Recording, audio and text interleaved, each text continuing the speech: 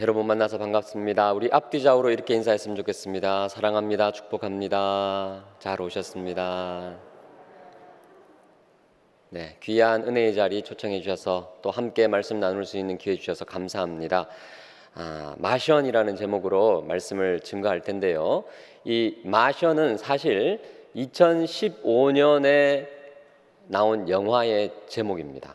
그리고 이 영화가 작품성도 좋고 또 관중들도 많이 관람을 했습니다. 그래서 그해 골든글로브 작품상 그리고 나무주연상도 탄 굉장히 의미 있는 그리고 재미있는 영화 제목인데요. 이 마션의 뜻은 뭐냐 하면 이 마르스, 화성이라는 뜻이죠. 거기에 전미사가 붙습니다. 사람이라는 션이 붙어서 우리말로는 쉽게 화성인이라는 뜻입니다. 이 마션, 화성에 탐사선이 도착을 합니다. 지구에서 출발한 우주인들이 이제 화성을 탐사해서 여러 가지 관측하고 또 측량한 보고를 가지고 지구로 돌아가야 되는데 갑자기 모래 폭풍이 불어옵니다. 그리고 난파가 되는 거죠. 모든 사람들이 구사일생으로 살아나는데 딱 한 사람의 생체 신호가 들리지 않는 겁니다. 아무리 찾아봐도 그 사람을 찾을 수가 없습니다. 그래서 어쩔 수 없이 그 탐사 화성인들이 어쩔 수 없다. 이제 지구로 가자. 생체 신호가 끊어졌으니까 이제 그 사람은 죽었나 보다 하고 지구로 돌아갔는데 이 생체 신호가 다시 잡히는 거예요. 그 사람이 살아있는 겁니다. 그 사람이 누구냐 하면 맷 데이먼 주인공입니다. 이 사람이 이제 화성에 홀로 남아서 거기서 생존하기 위해서 아둥바둥 애를 쓰는 장면이 영화의 주된 내용입니다. 우주선에 얼마 남지 않는 공기와 식량과 물이 있습니다. 한정된 자원을 가지고 이제 버텨내야 되는데 구조되기 위해서는 최소 4년이 걸립니다. 지구에서 다시 구조선이 와야 되는 시간이 4년이죠.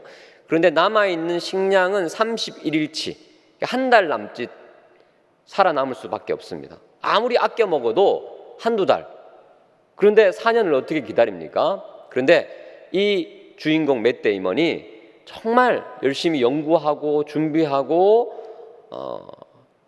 버티고 버텨냅니다. 그 영화를 보신 분들도 계시겠지만 영화의 예고편 먼저 한번 같이 보실까요? 영상 보여주시기 바랍니다.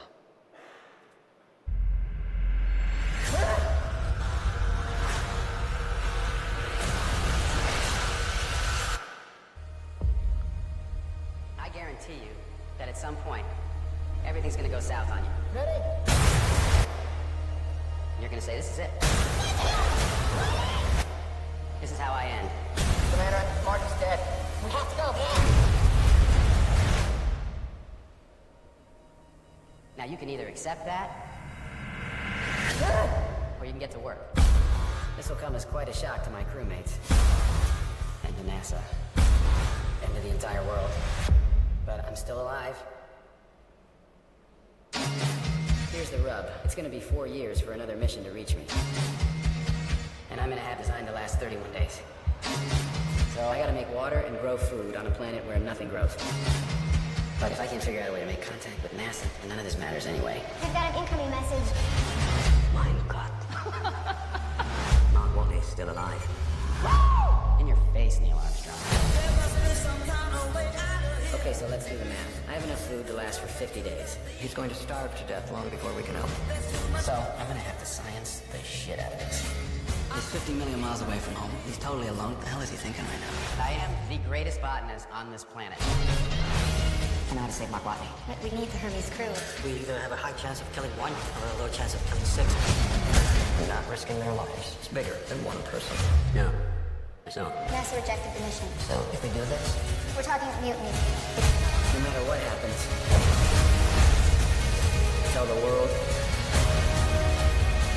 tell my family, I never stop fighting to make it home.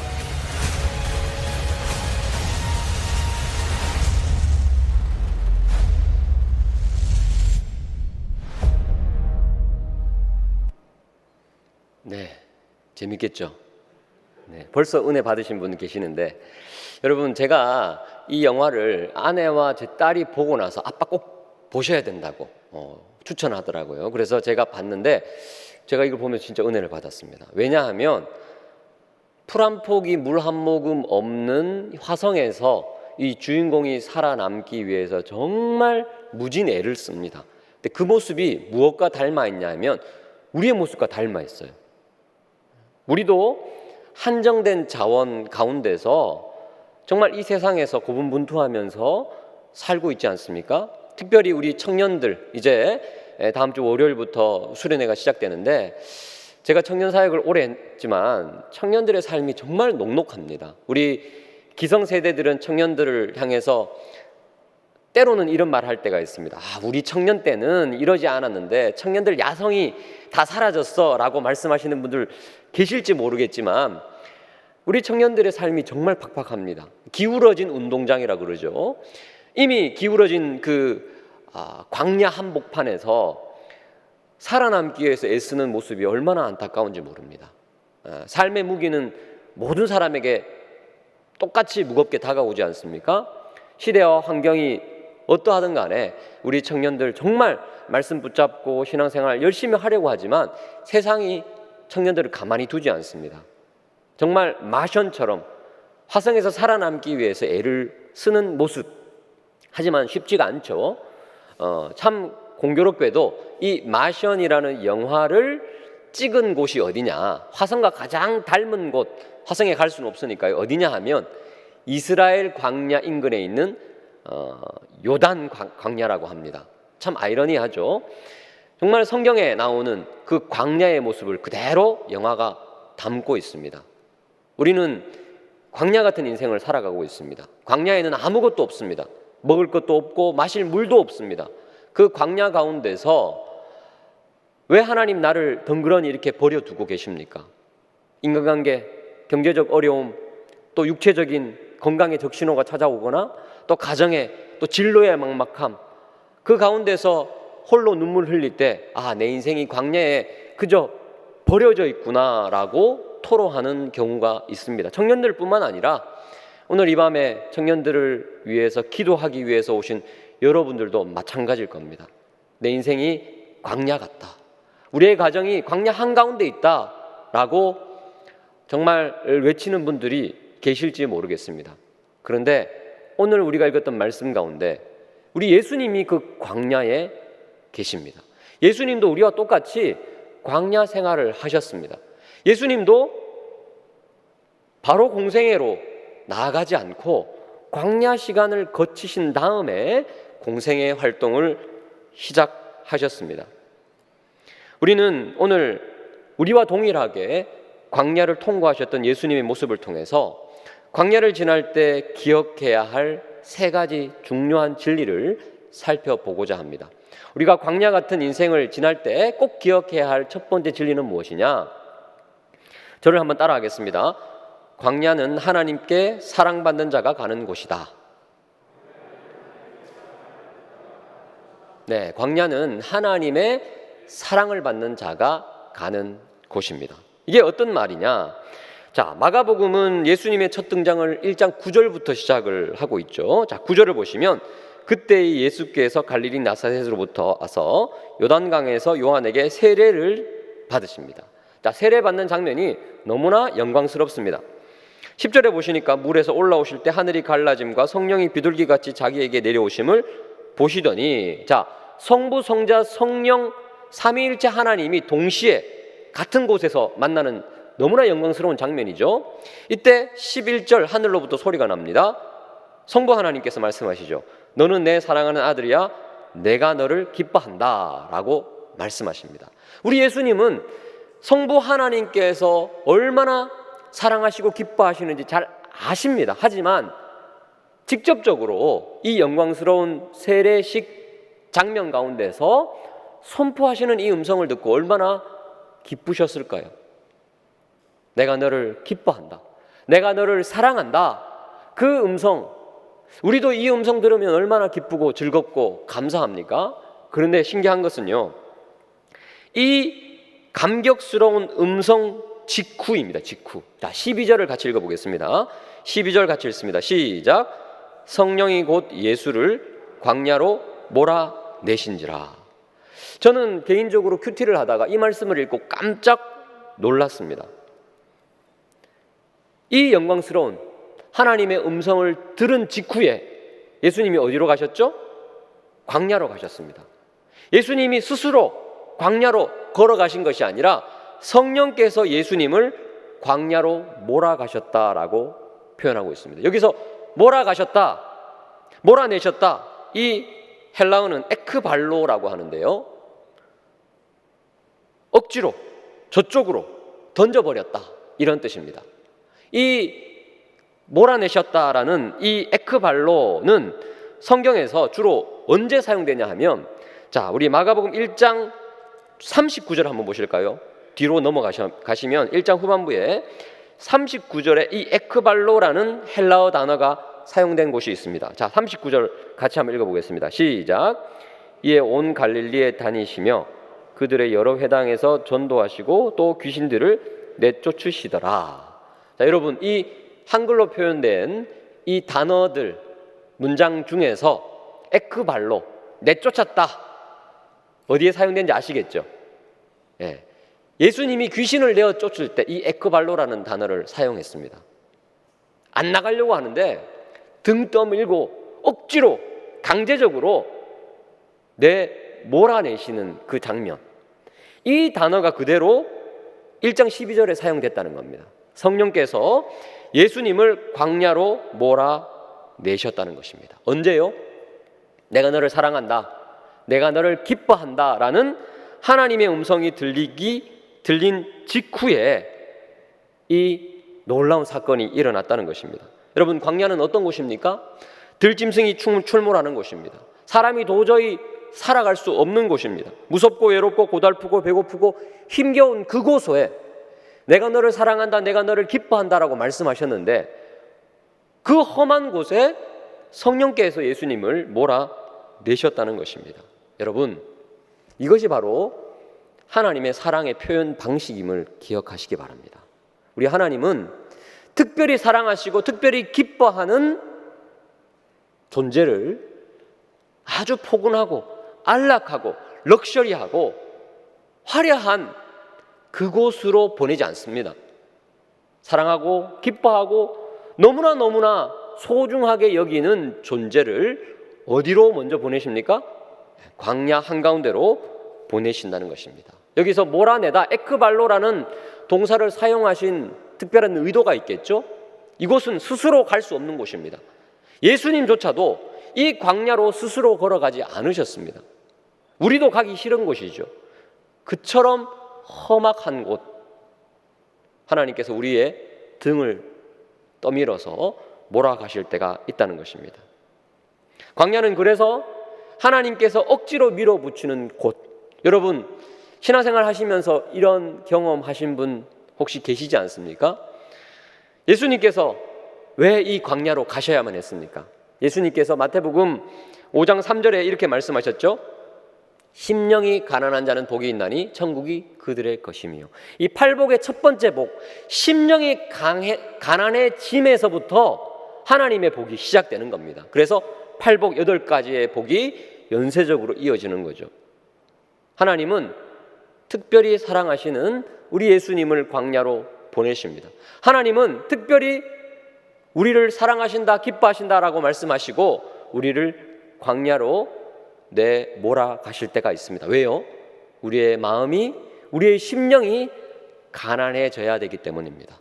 우리가 편안하고 안락한 곳으로 가면 어쩔 수 없이 인간은 마음이 높아질 수밖에 없습니다. 마음이 높아지면, 마음이 교만해지면, 교만은 패망의 선봉이라 그랬지 않습니까? 우리 인생이 무너질 수밖에 없습니다. 하지만 하나님은 저와 여러분을 특별히 사랑하기 때문에, 우리 청년들을 특별히 사랑하기 때문에 우리를 억지로라도 광야 한가운데로 몰아가실 때가 있다는 것입니다. 그 광야에서 우리는 심령이 가난해집니다. 그 가운데서 우리는 주님만 의지하게 됩니다. 그 가운데서 우리는 주님만 바라보게 된다는 것입니다.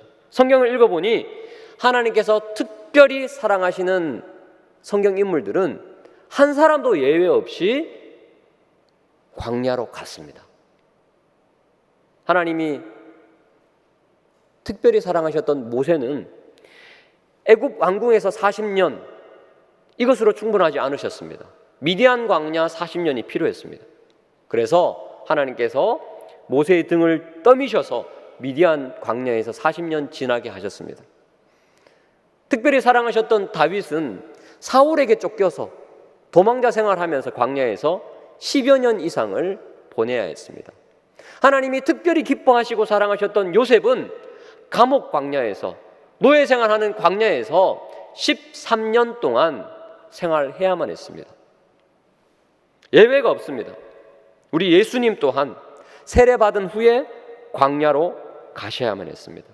예수님은 성도들의 삶이 어떠해야 함을 보여주시는 좋은 모델이죠. 예수님을 따르는 우리도 예외가 없습니다. 하나님이 우리를 사랑하시고 하나님이 우리를 기뻐하시기 때문에 우리는 어쩔 수 없이 광야 한가운데 있어야만 한다는 것입니다. 그것이 하나님의 또 다른 사랑의 표현 방식이기 때문입니다. 마가복음은 사복음서 중에서 가장 먼저 쓰여진 복음서입니다. 마가복음이 쓰여진 당시에 1세기 당시 초대교회 성도들은 예수님 믿고 너무 좋았어요. 복음을 접하고 너무 행복했어요. 그런데 영적인 딜레마가 생겼습니다.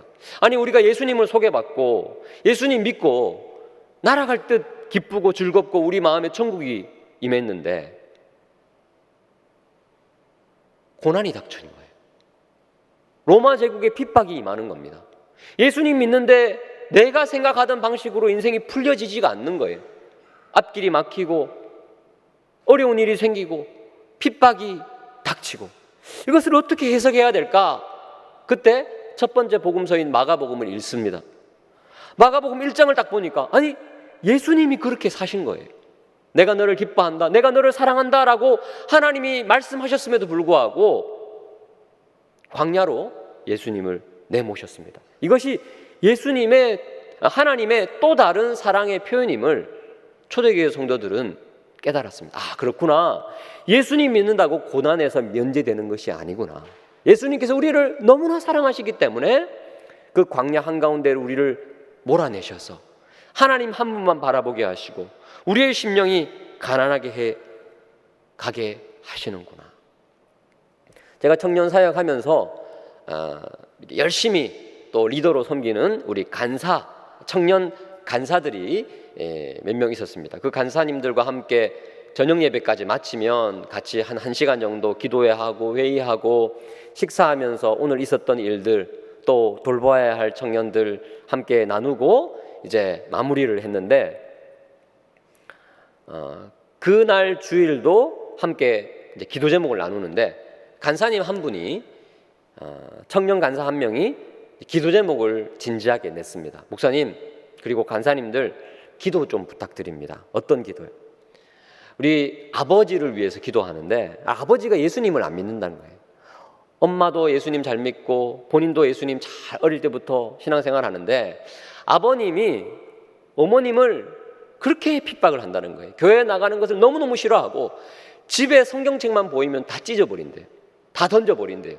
그만큼 핍박이 심한데 이제 딸이 지방에서 지내다가 이제 서울에 합격을 해서 이제 서울에서 학교를 다니고 그리고 취업을 해서 직장 생활을 이제 하면서 아버님을 자주 뵐 수는 없으니까 그래도 이제 제가 섬겼던 교회에서 청년부에서 열심히 신앙생활을 했습니다. 그런데 이제 두고 온 어머님, 고향에 계신 아버님의 구원을 위해서 늘 기도하는 거예요. 그때 이제 우리 가정을 위해서 좀 기도해 주십시오. 그렇게 기도 부탁을 했습니다. 제가 잊지 않고 기도를 하는데 한 몇 달 정도가 지났습니다. 이제 추석이 됐어요.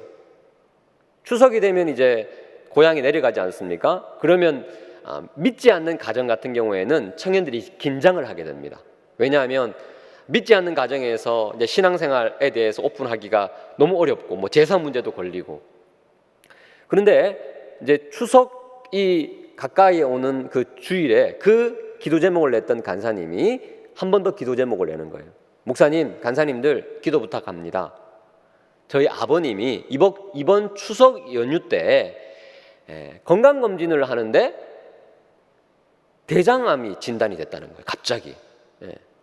그래서 서울의 아산병원에 입원하셨는데 기도해 주십시오. 건강을 위해서 기도해 주시고 이 기회를 통해서 예수님 좀 붙잡을 수 있도록 기도를 부탁드리겠습니다. 기도 부탁했어요.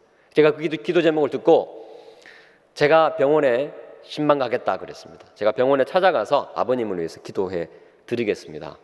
그때 청년 간사님이 깜짝 놀랐습니다. 안 됩니다, 목사님. 저희 아버님 아시잖아요. 아버님은 성경책 보면 찢습니다.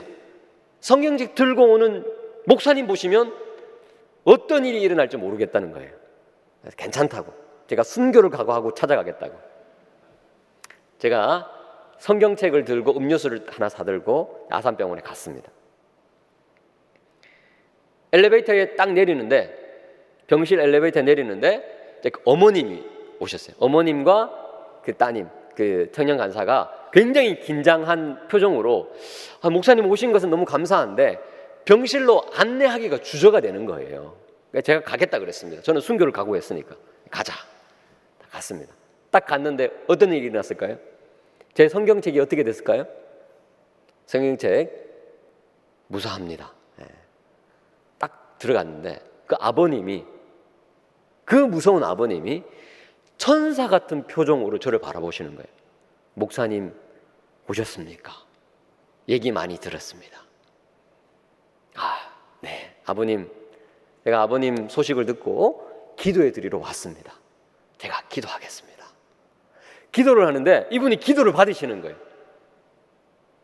그리고 옆에서 이제 딸과 어머님은 부흥회를 하는 거예요. 눈물을 막, 오랜 기도의 응답이 이제 찾아오는 거죠. 기도 다 마치고 이제 제가 나오는데 그 간사님과 어머님이 눈물을 흘리면서 감사하다고, 저희 아버님의 마음이 열리기 시작한 것 같아서 너무너무 감사하다고. 주 안에 사랑하는 성도 여러분, 청년 여러분, 제가 왜 이렇게 말씀드리냐 하면요, 그토록 강팍했던 마음이지만 언제 가난해졌습니까? 언제 하나님을 향해서 마음을 열게 됩니까?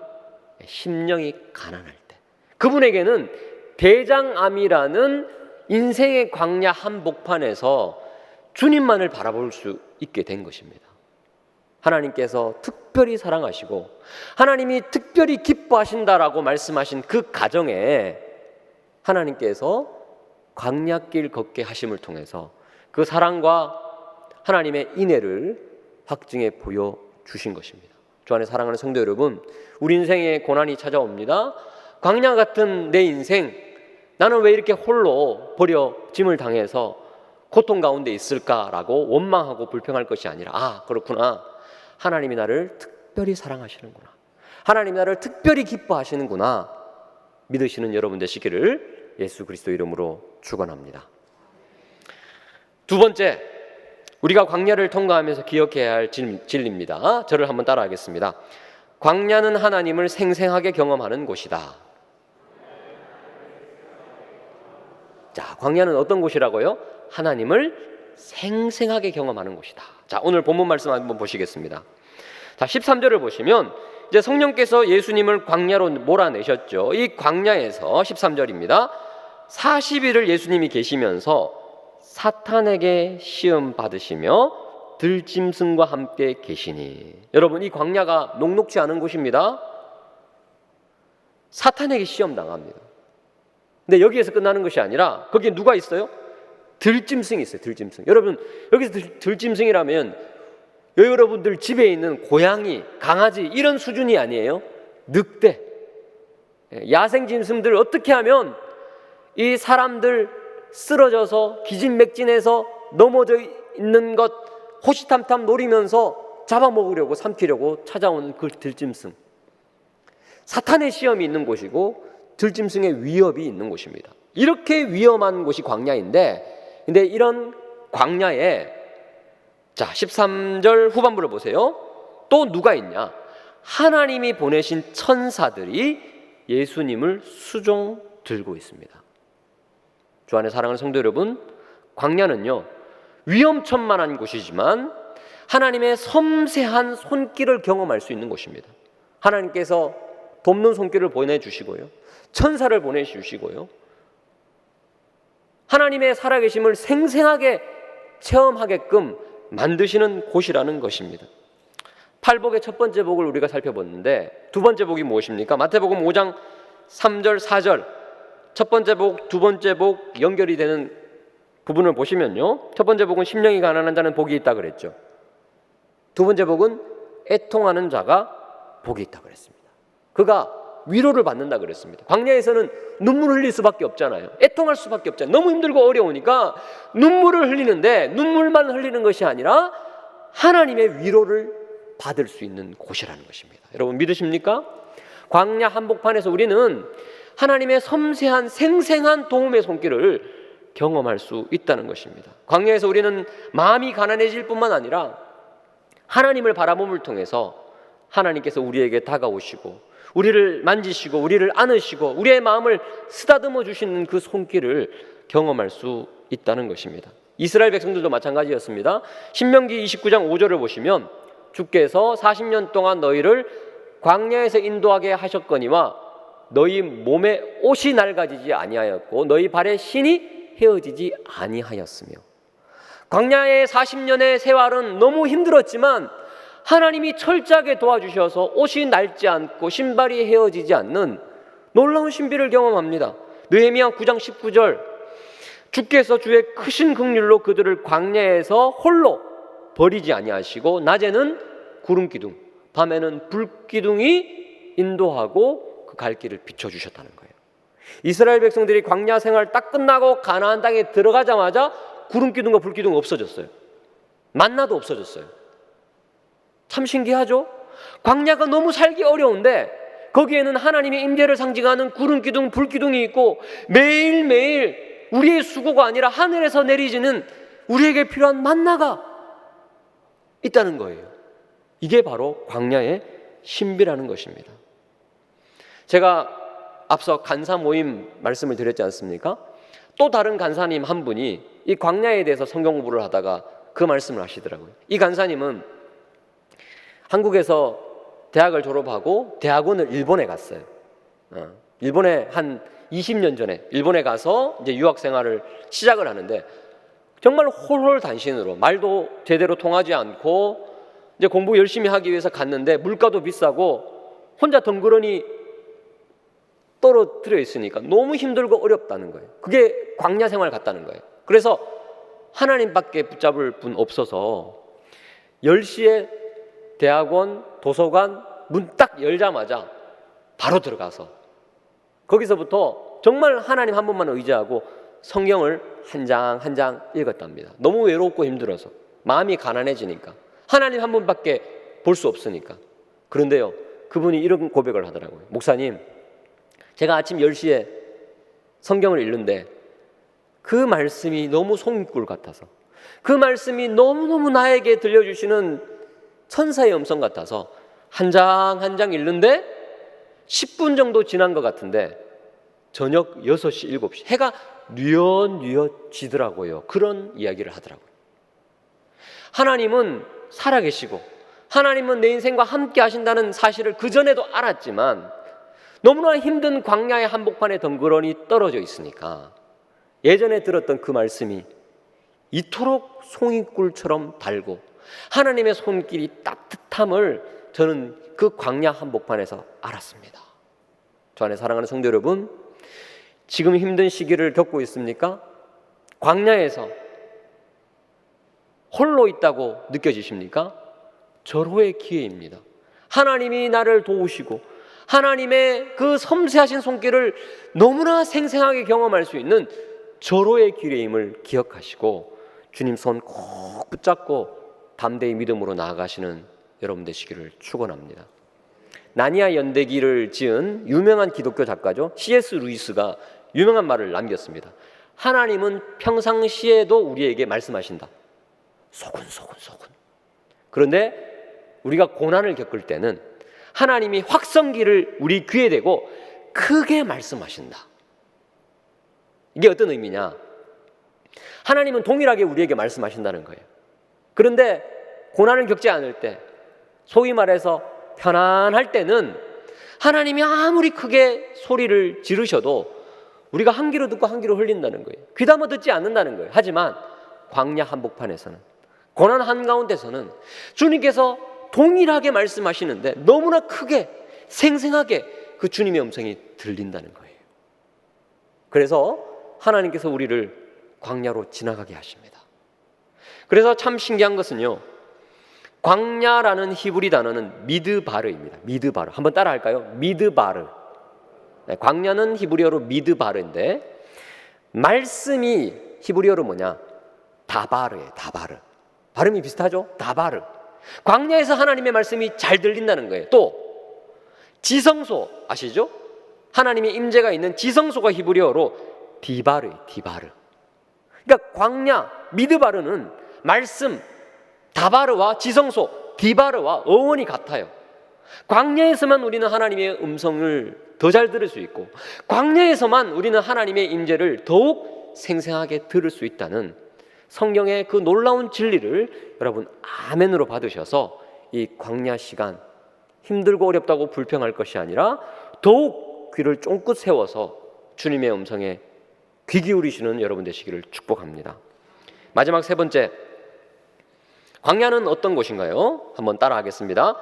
광야는 사명자가 반드시 거쳐야 하는 곳이다. 네, 광야는 사명자가 반드시 거쳐야 하는 곳입니다.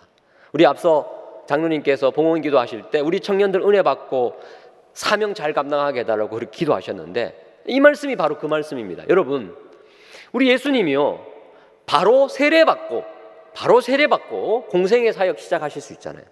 자, 오늘 본문 말씀을 보시면 14절 보세요. 요한이 잡힌 후 예수께서 갈릴리에 오셔서 하나님의 복음을 전파하여 이르시되 때가 찼고 하나님의 나라가 가까이 왔으니 회개하고 복음을 믿으라. 사역 시작하셨어요. 그러면 세례 받으시고 바로 사역 현장으로 가실 수 있잖아요. 하지만 그러지 않으셨어요. 광야를 거쳐서 사역 현장으로 가셨습니다. 사역을, 선교를, 사명을 영어로 뭐라 그러죠? 미션이라 그러죠. 미션.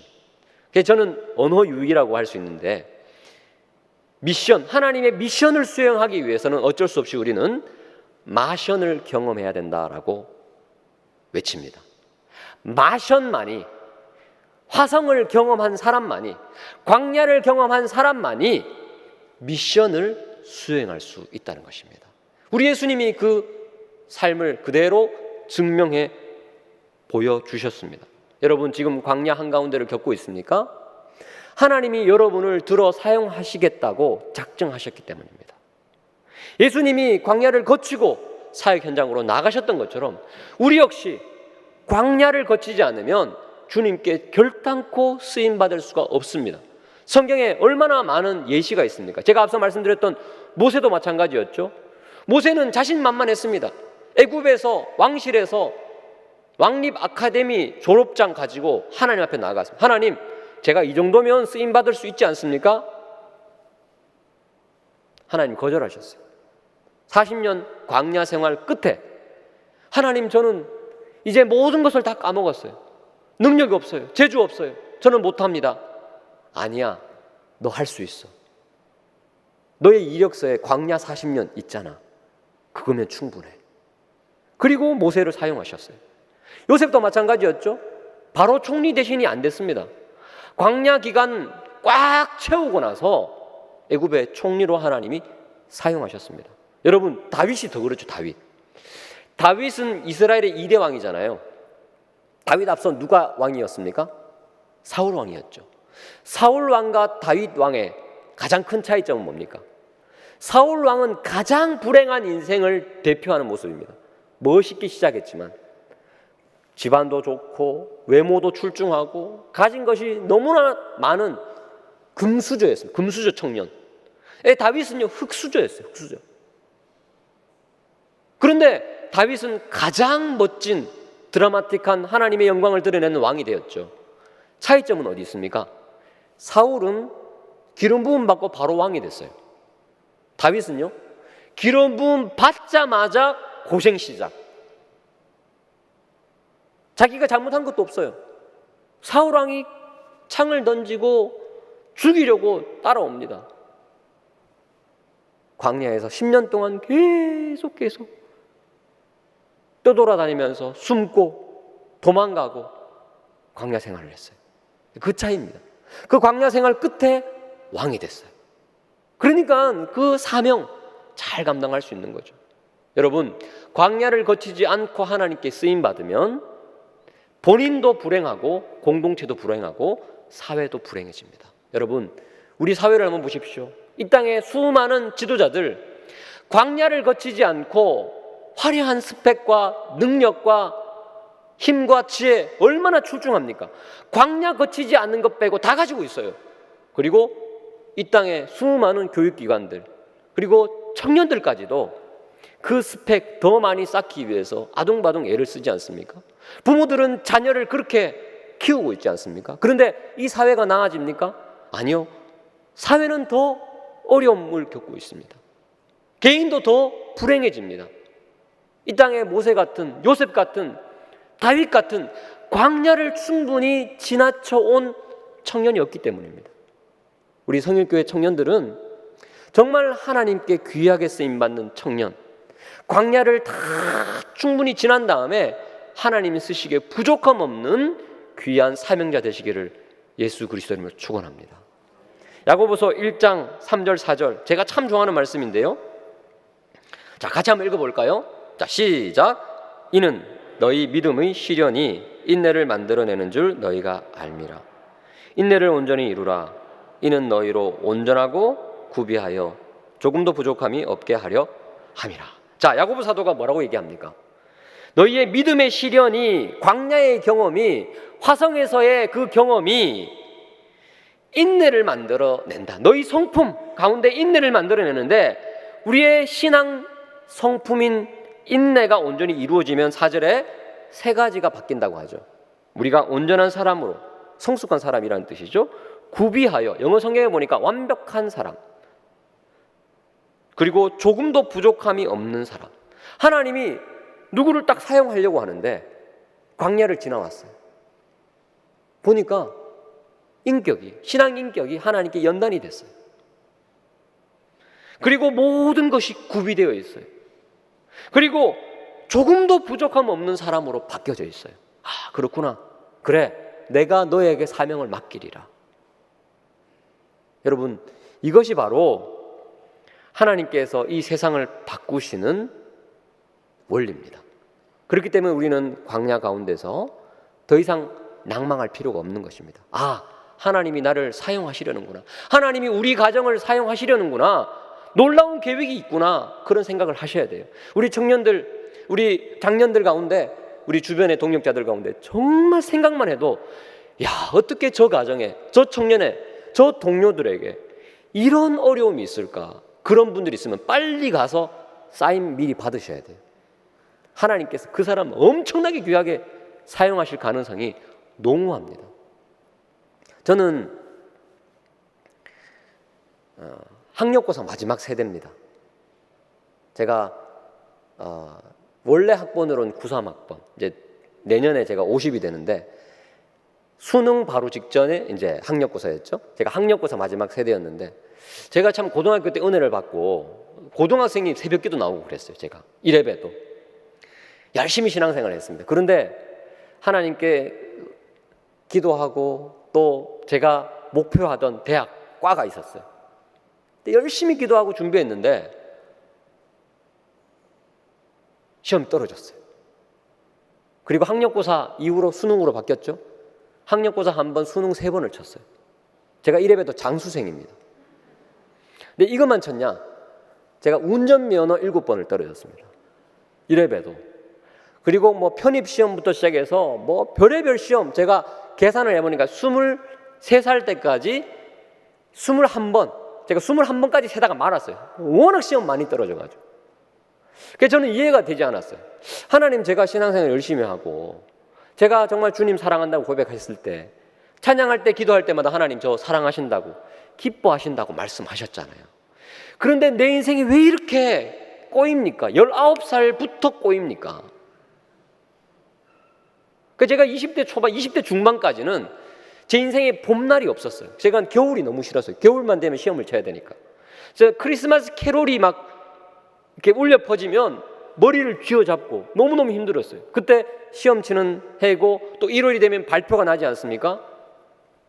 계속 떨어지니까. 하나님 나를 사랑하신다고 말씀하셨는데, 나를 기뻐하신다고 말씀하셨는데 이해가 되지 않더라고요. 근데 하나님께서 시간이 흘러서 큐티하고 기도하고 말씀 보는데 그렇게 말씀하시더라고요. 사랑하는 아들아, 그 광야에서 네가 나를 만났지 않느냐. 내가 너를 사랑하지 않아서가 아니라, 내가 너를 기뻐하지 않아서가 아니라 내가 너를 특별히 사랑하기 때문에, 그리고 너를 향한 특별한 계획이 있기 때문에 너를 광야 한가운데 두었단다. 그리고 그 광야에서 네가 나를 만났지 않느냐, 그 광야 한가운데서 네가 나를 의지하지 않았느냐라고 말씀하시더라고요. 그 제가 학교를 이제 자퇴하고 또 전공도 바꾸고 우여곡절이 굉장히 많았습니다. 이제 그 얘기하려면 2박 3일 부흥회를 해야 되는데 시간이 없고, 전공도 바꾸고, 그래서 이제 제가 신학을 하게 되어서 목회자가 되었는데, 제가 청년 사역을 이제 첫 시작을 어디에서 했냐면 노량진에서 했습니다. 노량진에서. 그리고 거기에서 하나님께서 큰 부흥을 허락하셨어요. 그래서 전체 성도가 한 5,000명 정도가 되는데 출석하는 청년 숫자만 1,500명 정도 되거든요. 청년들이 꽤 많이 모였죠.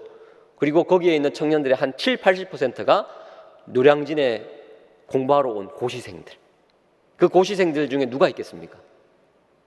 장수생을 포함해서 재수, 삼수, 사수, 장수생, 공무원 시험, 임용 시험 한 번만에 안 붙거든요. 엄청나게 떨어진 청년들 앞에서 제가 사역하던 교회에서 사역자들이 한 20명 정도가 있었는데, 목사님, 전도사님 다 앞에서 한 25명 정도가 있었는데 제가 제일 시험 많이 떨어졌거든요. 제가 청년부를 담당했습니다. 제가 청년부 설교를 하면 아직 본문에 들어가지도 않았어요. 제가 시험 떨어진 얘기부터 먼저 하면 벌써부터 은혜가 임해요. 눈물을 흘리고 아멘. 아직 설교도 안 시작했는데 나 시험 떨어진 얘기만 하면 저기서 할렐루야, 여기서 아멘. 우리 목사님은 우리의 떨어진 것 이해하시는 분이야. 운전면허도 7번 떨어졌으니까 얼마나 그렇겠어. 그러면서 우리는 저 사람보다 나아. 막 이런 막 위로를 받고 그랬어요. 제가 그때서 깨달았어요. 아, 하나님이 나를 이곳에 보내시려고 그렇게 뺑뺑이를 돌리셨고. 저 안에 사랑하는 성도 여러분, 이유 없는 고난은 없습니다. 우리를 하나님이 쓰실 사명자로 사용하기 위해서 우리로 하여금 광야길 걷게 하심을 여러분 꼭 기억하시기를 축원합니다. 여러분, 우리만 그렇습니까? 우리 예수님이 그랬어요. 예수님.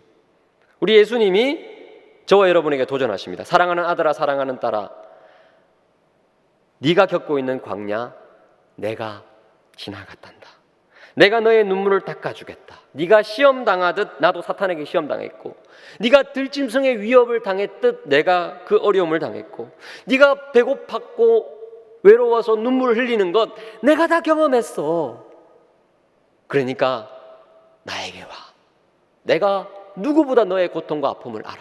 그리고 내 손 잡고 내가 너를 외롭게 홀로 두지 않을 거야. 내 손 잡고 이 광야에서 함께 이겨 나가자꾸나. 오늘 저와 여러분에게 그 음성이 들려주시기를 축원합니다. 우리 마지막으로 마션 영화 궁금하지 않습니까? 마지막 결론 부분 어떻게 되는지 우리가 한번 살펴보겠는데요. 마지막 결론 부분이 어떠냐 하면 이 주인공 맷 데이먼이 구조대가 올 때까지 살아남기 위해서 식량을 쪼개어서 날짜를 계산하면서 아껴 먹습니다. 그런데 이 도저히 4년을 못 기다리는 거죠. 묘안을 제시합니다. 우주 기지 안에 감자를 재배해야 되겠다. 근데 감자를 어떻게 재배합니까? 유기물이 전혀 없거든요. 그런데 유기물이 필요한데 동료들이 배설물을 남겼어요. 그게 이제 재료가 되고 비료를 딱 만듭니다. 근데 가장 중요한 물이 없어요. 물을 만들려면 H2O, 수소와 산소를 결합시켜야 되는데 결정적으로 이 H2O를 만들기 위한 불씨가 없어요. 왜냐하면 우주선에는 연소될 만한 물건, 폭발 사고가 있기 때문에 연소될 만한 물건이 하나도 없는 거예요. 쥐잡듯이 찾다가 하나를 딱 발견했는데 동료들이 남기고 간 나무 십자가 조그만 거. 이 나무 십자가를 으깨어서 불씨를 만들어야 되는데 십자가잖아요, 십자가. 그래서 십자가를 불씨로 만들기에 양심의 가책이 생기는데 본인은 살아야 되겠고, 그래서 이 맷 데이먼 주인공이 이렇게 고백합니다. 십자가 예수님께 이렇게 말해요. 당신은 현재의 저의 상황을 이해해 주시는 거죠? 부탁합니다 라고 기도하고 불씨를 만들고, 그리고 감자를 재배하면서 살아나게 됩니다. 자, 영화의 결말 부분을 한번 보시겠습니다. Houston, this is Hermes Actual. We got him. Lobby is secure.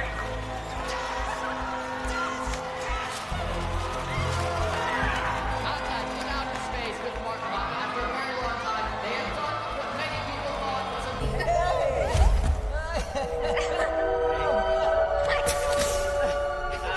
There's a little snow going on over there. I haven't had a shower in a year.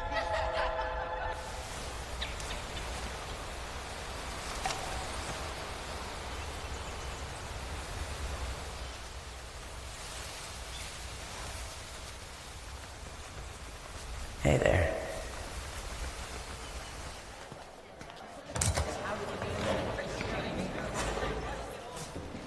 Welcome to the astronaut candidate program. This is space. It does not cooperate. At some point, everything's going to go south on you. Everything's going to go south, and you're going to say, this is it. This is how I end.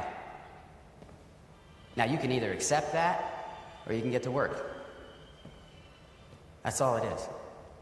You just begin. You do the math. You solve one problem, then you solve the next one, and then the next. And if you solve enough problems, you get to come home. All right. Questions? 네, 광야를 경험했기 때문에, 화성을 경험했기 때문에 이 우주항공국에서 우주인이 되기 위한 가장 뛰어난 교관이 될 수 있었다는 것입니다. 주 안에 사랑하는 성도 여러분, 청년 여러분, 우리가 겪고 있는 이 광야는 하나님이 우리를 멋지게 사용하고자 하는 과정임을 기억하시고, 우리 예수님이 그 길을 먼저 걸어가셨다는 것도 기억하시어서 믿음으로 끝까지 인내하여 광야를 통과하시는 저와 여러분 되시기를 축복합니다.